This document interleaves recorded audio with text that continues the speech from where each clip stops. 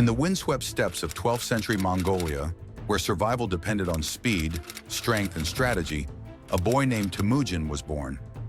Born into a small, struggling clan, Temujin faced betrayal, starvation, and captivity before he ever held a sword of power. But what he lacked in privilege, he made up for in will. That boy would rise to become Genghis Khan, the most feared and revered conqueror in history. By the time he died, he had created the largest contiguous land empire the world has ever seen. But how did a nomadic herdsman unite feuding tribes, defeat powerful kingdoms, and leave a legacy that still echoes today? Temujin's early struggles. Temujin's life began in hardship. His father, a tribal chief, was poisoned by enemies when Temujin was still a child. Left to fend for themselves, his family was cast out of their tribe and forced to survive in the brutal wilderness. Hunger and fear were his earliest companions. But even in exile, Temujin began to understand something many Mongol chiefs never did. Unity was more powerful than bloodlines. While others built their power through noble birth, he built his through loyalty, merit, and brutal efficiency. By his teenage years, he had begun forging key alliances, marrying into other clans, and recruiting warriors not based on their ancestry, but their ability. This was revolutionary in Mongol society, where tribal loyalty often outweighed competence. The making of Genghis Khan. In 1206, after years of warfare and political maneuvering, Temujin defeated his rivals and united the Mongol tribes under one banner. The great tribal leaders declared him Genghis Khan, meaning universal ruler.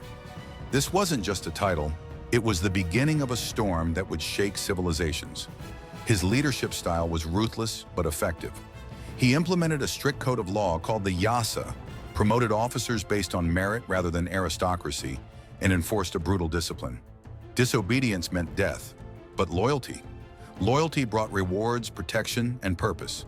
Genghis Khan transformed the once fragmented Mongol tribes into a military machine, fast, mobile, and lethal. The art of war. Genghis Khan didn't just fight wars, he mastered them. His armies were built on horseback, with warriors capable of shooting arrows accurately at full gallop. Every soldier was trained from youth, creating a force unlike any in the world. Each warrior had multiple horses to ensure stamina over long distances. Speed was their weapon, and unpredictability their shield. But it wasn't just the physical might of the Mongol army, it was strategy. Genghis Khan used psychological warfare, feigned retreats, and intricate battlefield communication using flags and drums. His intelligence network spanned continents, feeding him real-time information about enemy movements, terrain, and political weaknesses. Empire beyond borders. By the 1220s, Genghis Khan's empire stretched from the Pacific Ocean to the Caspian Sea. He had crushed the Western Xia, toppled the Jin dynasty in northern China, and devastated the Khwarezmian Empire in Persia.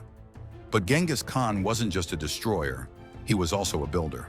He established trade routes that stretched across the empire, reviving the Silk Road and connecting East Asia to Europe like never before.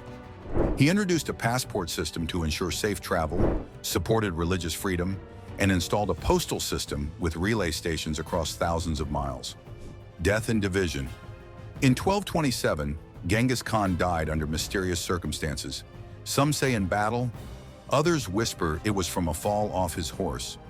His burial remains one of history's great unsolved mysteries. His funeral procession reportedly killed everyone who crossed their path to ensure secrecy. His grave has never been found. But his death didn't end the Mongol conquest. His sons and grandsons carried the legacy forward. Under Kublai Khan, the Mongols would conquer all of China and establish the Yuan dynasty. Others marched into Europe, the Middle East, and Southeast Asia. Legacy of the Khan. Genghis Khan's name still evokes awe, fear, and debate. Was he a savage warlord or a visionary ruler? A genocidal tyrant or a unifier of nations? The truth may lie somewhere in between. He reshaped the world map, redrew the rules of warfare, and created pathways for trade and communication that transformed civilizations. He valued loyalty above blood, skill above status, and discipline above all. Genghis Khan didn't just conquer land, he conquered time. And that is why, centuries later, the name Genghis Khan still rides with the wind across history. Thanks for watching. If you enjoyed this historical tale, don't forget to like, share, and subscribe to Trendy Tale for more amazing stories from the past. And be sure to hit the bell icon so you never miss an update. See you in the next video.